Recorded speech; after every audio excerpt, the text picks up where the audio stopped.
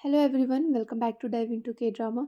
तो चलिए when the phone rings के एपिसोड 6 को शुरू करते हैं। एपिसोड की शुरुआत में बैक्सॉन को बचपन का एक सपना आता है जिसमें उसे पानी में कोई डुबा रहा होता है और जब उसकी नींद खुलती है तो उसे रियलाइज होता है कि वो और हिजू दोनों बाहर जमीन पर ही सो गए थे। जैसे ही उसकी और हिजू की आंखें मिलती हैं वो एक दूसरे से दूर हो जाते हैं। बैक्सॉन को पिछली रात का कुछ भी याद नहीं होता कि उसके और हिजू के बीच क्या हुआ था। वो अपना फोन चेक करता है कि कहीं उसे वॉइस रिकॉर्डिंग से रिलेटेड दोजे का कोई मैसेज तो नहीं आया, पर उसका फोन स्विच ऑफ हो जाता है तो वो अपना फोन चार्ज लगा देता है। जब डाइनिंग टेबल पर बैक्सॉन हिजू से कल के बारे में पूछता है कि वो ऐसे जमीन पर क्यों सो रहे थे, तो हिजू उससे टाइप करके पूछती है कि क्या वो सब कुछ सच बताए, पर हिजू के कुछ बताने से पहले ही बैक्सॉन को दोजे का कॉल आ जाता है। बैक्सॉन दोजे से वॉइस रिकॉर्डिंग के रिजल्ट के बारे में पूछता है तो दोजे उसे अपना फोन चेक करने को कहता है और फाइनली बैक्सॉन के सामने हिजू का सीक्रेट रिवील हो जाता है कि अभी तक वो जिससे किडनैपर समझ के बात कर रहा था वो और कोई नहीं बल्कि हिजू ही थी। बाद में जब बैक्सॉन अपने ऑफिस में होता है तो वो दोजे से इमोशनल होकर कहता है कि उसने सब कुछ अच्छे से कंट्रोल करने की कोशिश की और ऐसा नहीं है कि उसे हिंट्स नहीं मिले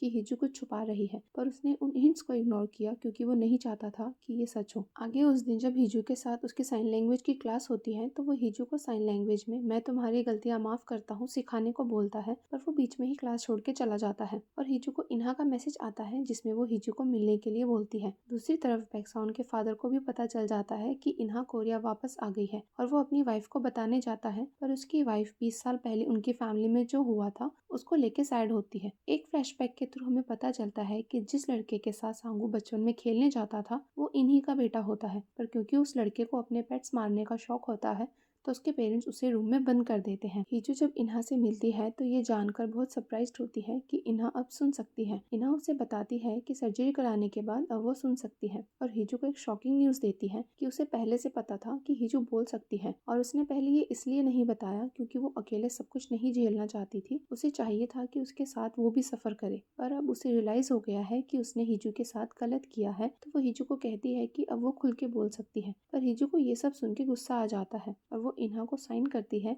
कि वो नहीं डिसाइड कर सकती कि वो कब बोलेगी और कब नहीं, ये वो खुद डिसाइड करेगी और अब वो उसे अपनी लाइफ में और घुसने नहीं देगी। ये सब बोल के हिजू वहाँ से चली जाती है, पर उसे इन्हा का मैसेज आता है कि वो उसे कुछ इम्पोर्टेंट बताना चाहती थी और उसे पूछती है कि क्या उससे बैक्सॉन के बारे में सब कुछ पता है। दूसरी तरफ बैक्सॉन हिजू के रूम में दूसरा फोन ढूंढ रहा होता है। जब हिजू घर आती है तो उसे अपने रूम में देखकर हैरान होती है और उसे और जगह ढूंढने से रोक लेती है, पर बैक्सॉन झूठ बोलता है कि उसका फोन गुम हो गया है तो वो वही ढूंढ रहा है। हिजू उसके सामने ही उसके फोन पर कॉल करती है और बाहर से फोन रिंग होने की आवाज आती है, पर तभी बैक्सॉन की नज़र एक ड्रॉर पर जाती है जिसमें उसे कुछ ब्लैक सा दिखता है।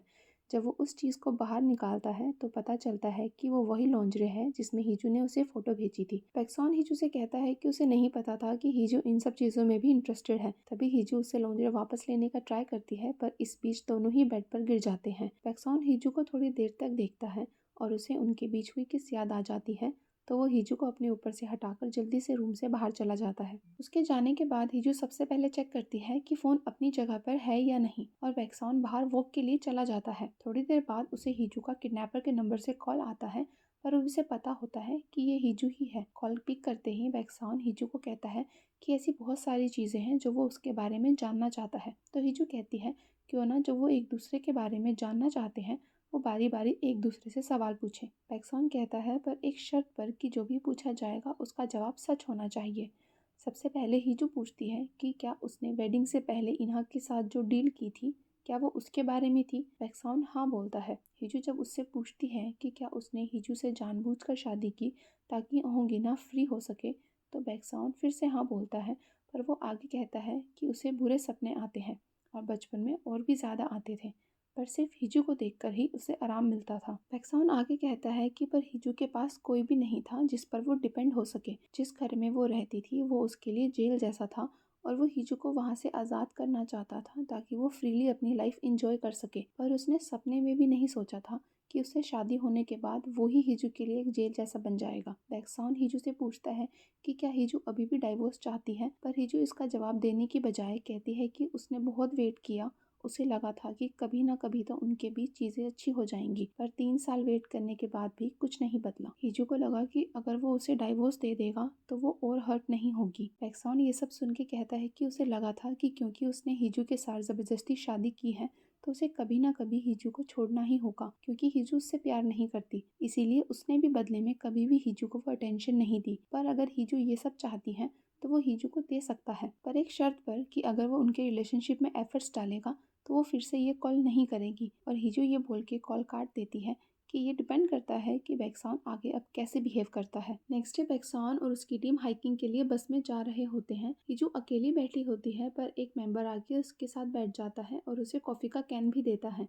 पर उसी टाइम बैक्सॉन वहाँ आके उसे उठा के पीछे भेज देता है और खुद हिजू के साथ बैठ जाता है और साथ ही हिजू को एक ड्रिंक भी देता है। हिजू को उसका ये बिहेवियर थोड़ा अजीब लगता है। दूसरी तरफ सांगू और यूरी ऑर्फनेज के बच्चों से मिलने जाते हैं, जहाँ पर बच्चे यूरी को सांगू की फनी फोटोज दिखाते हैं। उन्हें लगता है कि वो सांगू की गर्लफ्रेंड है। एल्बम से एक पुरानी फोटो गिर जाती है, जिसे देखकर सांगू कहता है कि ये फोटो उस टाइम की है जब बच्चे गुम होना शुरू हुए थे। वो वहाँ की सिस्टर से इस केस के बारे में पूछते हैं, पर क्योंकि वो ये सब होने के बाद आई थी तो उन्हें ज़्यादा कुछ पता नहीं होता। यूरी ये जान के सैड होती है कि इन गुम हुए बच्चों को कोई भी नहीं ढूंढने आया और किसी को भी ये बच्चे याद नहीं है। पर सांगू कहता है कि ऐसा नहीं है, उसने इन 3 मिसिंग बच्चों को याद रखा है। पर तभी सिस्टर कहती है कि 3 नहीं बल्कि 4 बच्चे मिसिंग है और फोटो में 2 बच्चों को पॉइंट आउट करती है कि इनमें से एक ट्विन भी मिसिंग है। दूसरी तरफ किडनैपर को मैसेज आता है कि प्लान चेंज हो गया है और उसे आज ही काम करना होगा। नेक्स्ट सीन में हिजू बैक्सॉन के कंधे पर सो जाती है और बैक्सॉन उसकी आंखों के सामने अपना हाथ रख देता है ताकि सनलाइट के कारण उसकी नींद खराब ना हो। और तभी उसके साथ में बैठा टीम मेंबर उठ जाता है, तो बैक्सॉन हिजू को अपने कंधे से हटा देता है ताकि उन्हें शक ना हो। जब वो लोकेशन पर पहुंच जाते हैं तो कुछ गेम्स खेलते हैं और बैक्सॉन हिजू को अपनी टीम में लेता है। गेम खेलते टाइम दोनों बहुत खुश होते हैं और एक रेस जीतने पर बैक्सॉन हिजू को हक करके उठा लेता है। जब जीतने पर बैक्सॉन से पूछा जाता है कि उसकी विश क्या है, तो वो कहता है कि उसे हिजू के साथ एक फ़ोटो चाहिए और उसकी ये विश पूरी भी होती है। दूसरी तरफ सांगू कार में यूरी को कहता है कि वो दूसरे ट्विन को ढूंढने की कोशिश करेगा, कि शायद उसे अपने मिसिंग ट्विन के बारे में कुछ पता हो। आगे बैक्सॉन और उसकी टीम हाइकिंग के लिए निकल जाते हैं। बैक्सॉन और हिजू सबसे आगे होते हैं और पीछे उनकी टीम उन्हें देखकर आपस में बात करती है कि उन दोनों की केमिस्ट्री बहुत अच्छी है और वो साथ में अच्छे लगते हैं। पर योंगू कहता है कि बैक्सॉन मैरिड है तो ये बातें ना करें। रास्ते में जब बैक्सॉन देखता है कि हिजू के पास जैकेट नहीं है, तो वो अपनी जैकेट हिजू की कमर में बांध देता है कि बाद में जब उसे ठंड लगेगी तो वो जैकेट पहन लेगी। और बैक्सॉन बीच बीच में हिजू का हाथ पकड़ के उसकी हेल्प भी करता है। जब पूरी टीम पीक पर पहुंच जाती है तो वो फ़ोटो लेने का डिसाइड करते हैं, पर वहाँ आए लोग बैक्सॉन को पहचान लेते हैं और उसके साथ फ़ोटो क्लिक करने के लिए आ जाते हैं, जिससे कि वहाँ बहुत भीड़ हो जाती है। हिजू उस भीड़ के कारण पीछे हो जाती है और तभी वहाँ बहुत ज़ोर से चिल्लाने की आवाज़ आती है। बैक्सॉन जब पूछता है कि क्या हुआ, तब पता चलता है कि हिजू नीचे खाई में गिर गई है। बैक्सॉन जोर से हिजू का नाम लेता है, पर कोई रिस्पॉन्स नहीं आता और वो बहुत डर जाता है। हिजू को ढूंढने के लिए वहाँ एक टीम भी आती है जो ड्रोन के थ्रू उसे ढूंढने की कोशिश करती है, पर उनके आने से पहले ही बैक्सॉन हिजू को ढूंढने के लिए खुद नीचे चला जाता है, पर उसे भी हिजू नहीं मिलती। वो सर्च टीम को अपनी जैकेट देता है ताकि रेस्क्यू डॉग उसकी स्मेल से हिजू को ढूंढ सकें, क्योंकि हिजू के पास भी उसकी जैकेट होती है। बैक्सॉन हिजू का फ़ोन बार बार ट्राई करता है पर कॉल कनेक्ट नहीं होती।